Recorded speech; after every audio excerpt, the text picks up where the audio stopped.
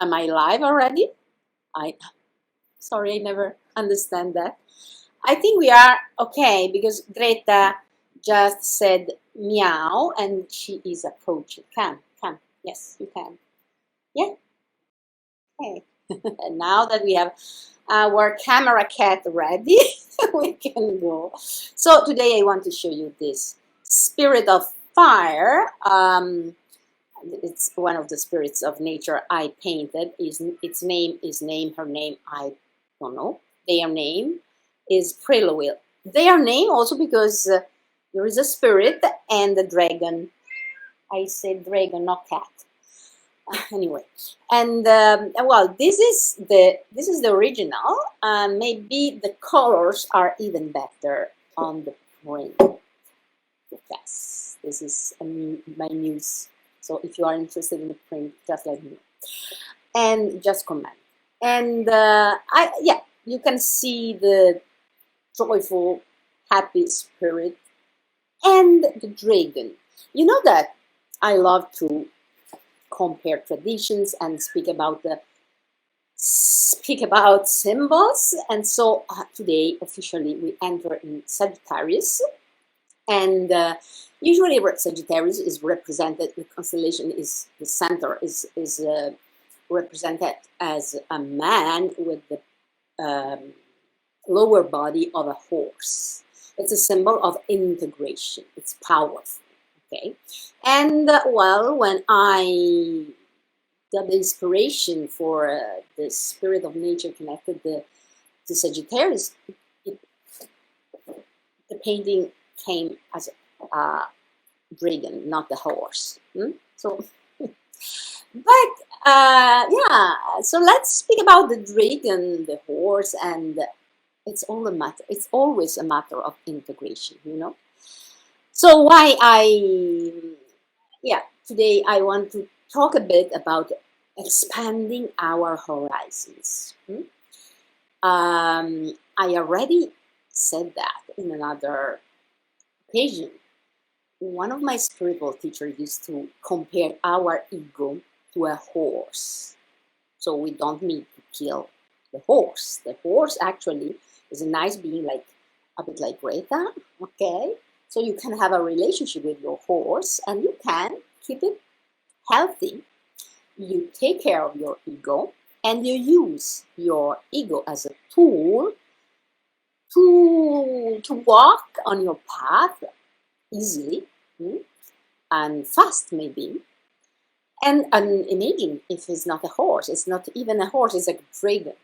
So imagine if a part of yourself, there is an essence, there is a kind of nature, something that is really us, also spiritually speaking, and the part that is just what we need to be here, because otherwise we cannot distinguish, we cannot even have a relationship if we don't distinguish or discern or differentiate each other in order then to come to an integration. And this is valid also for the many parts of ourselves. So it's really important, especially when we aspire higher, when we speak about the spiritual awakening, for example, but also in very practical things.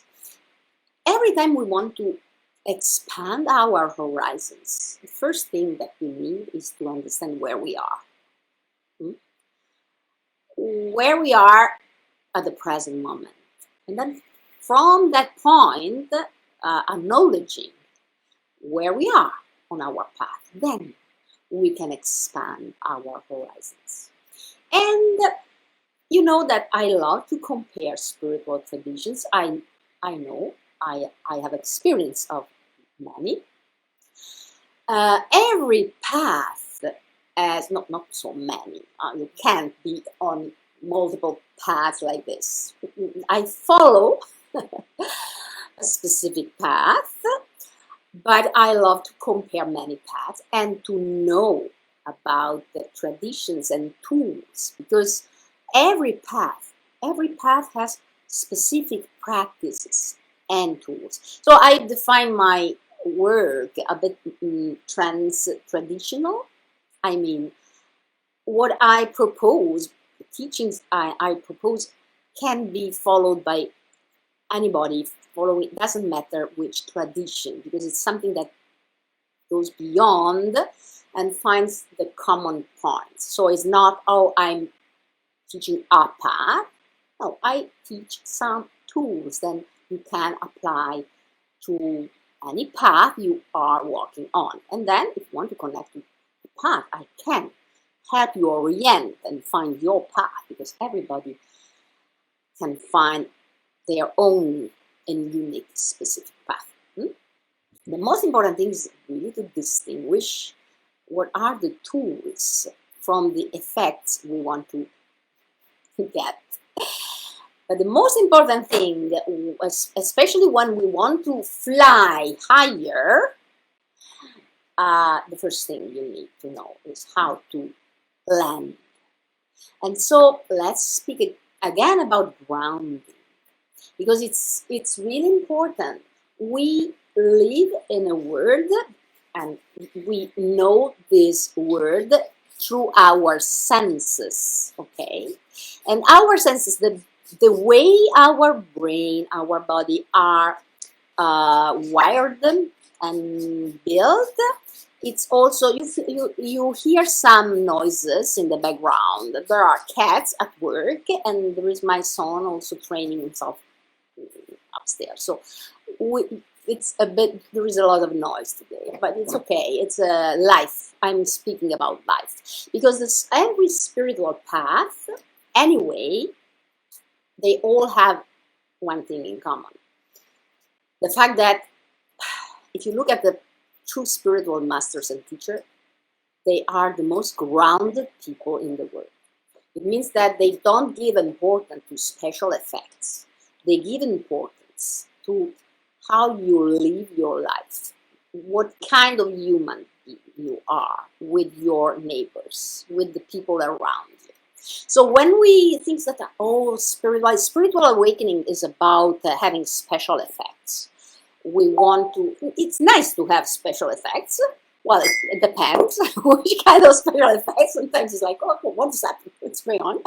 Sometimes it's like, okay, I would like to feel something beyond. But if the more we want to feel something beyond, and the more we have to ground in ourselves and find the kind of roots in our body, because at the end, the senses, our senses, the subtle senses, the senses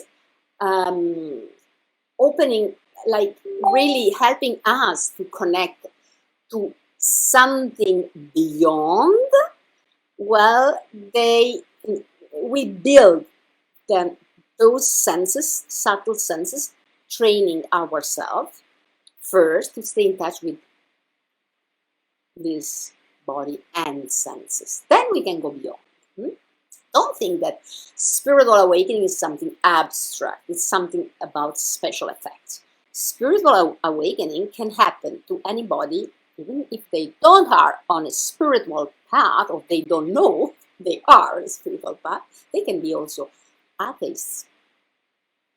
But you know, it's not a matter of believing. It's a matter of living in a responsible way. So the more we aspire to a spiritual awakening or progresses, the more we want to widen our horizon, and the more we have to look at the opposite. Because, as I was saying in the beginning, we live in a world, there is gravity, there are physical laws, you know, and also our body is built in a way that we perceive things and their opposite, like day and night, light and darkness. Remember the Tao, the Yin Yang theory. Remember that it's not about there is something good and something wrong.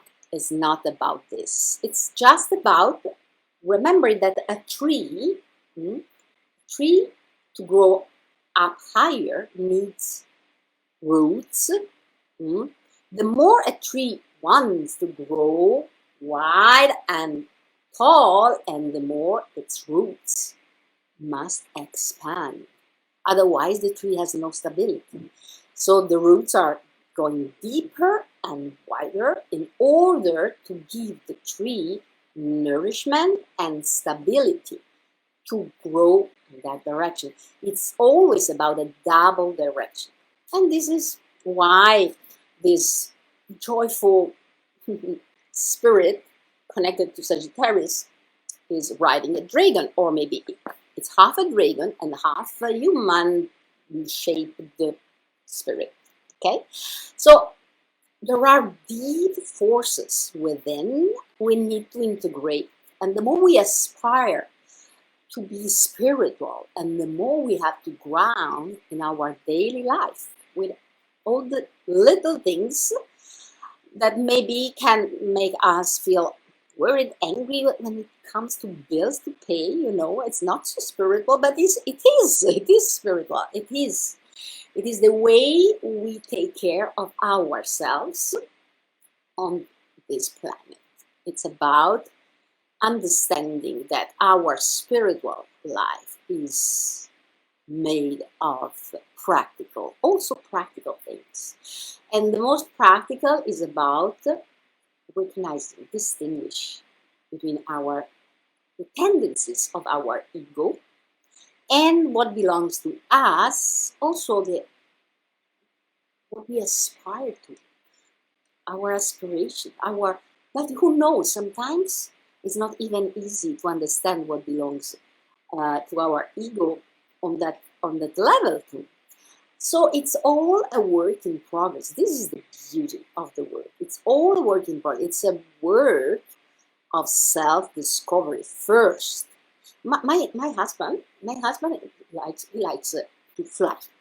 Literally speaking, he got his license as an ultralight instructor, and a few days ago, he asked me, so if you want to take lessons to learn to fly, what it would be the first thing you ask me to learn? And I told him, landing. It's the most important thing for me, because who knows, maybe I'm with someone flying and something happened and I need, like in the movie, I need to know how to land, because the same thing. It's exactly the same thing. He told me, oh yeah, this is wise. I know, I'm wise. And it's not because I want to prevent catastrophes. It's not about that. It's really the same thing in the spiritual world. The more you look for expanding your horizon and look for knowledge, and the more you have to realize that the first important step is self-knowledge. On the front of the temple of Apollo in Delphi was written, know thyself. I'm not sure the pronounce. It's like know yourself, but I think it's know thyself, and you will know the universe and the gods. You find this in every tradition. With other words, this is the first step. Know yourself. Know who you are. You have a dragon to ride, or maybe you are half a dragon or a horse. Who knows? And there is this consciousness riding the dragon. We have all those levels, all those aspects of ourself to integrate, to recognize, to acknowledge first. So this is the most interesting journey, the journey within to discover the world around us. And sometimes it's through the opposite. Sometimes we need to know ourselves through relationships, through the meeting and mirroring with other people. But the direction, it's always a double direction. You want to go up, go down, and you will grow up. And the opposite, it's the same thing. So the more we want to expand our knowledge, and the more we should start with ourselves. Because otherwise we could just keep looking at the world through the lenses of our ego. And our ego, it likes so much habits and patterns, and it wants to keep us just there, or maybe just go wherever it wants. So yeah, this is what I recommend to everybody. And of course, if you have questions, if you want to, you know, the moon teas, Monday moon tea, are just very like not formal teaching, not formal teachings. It's just I throw ideas just to give you little seeds for thinking or for finding out more. But if you have a question, remember you can always contact me. I will show what I have amongst my tools that you could like. I have a lot of free resources also in my blog and my, but maybe sometimes it's difficult to find the right video. I can find the right video for you and send it to you. So just let me know. I'm here, and see you next Monday. We will have another tea with me and Greta. Now she's quiet. I let her rest. As soon as I pronounce her name, she jumps up. Anyway, see you next Monday for the moon tea. Bye.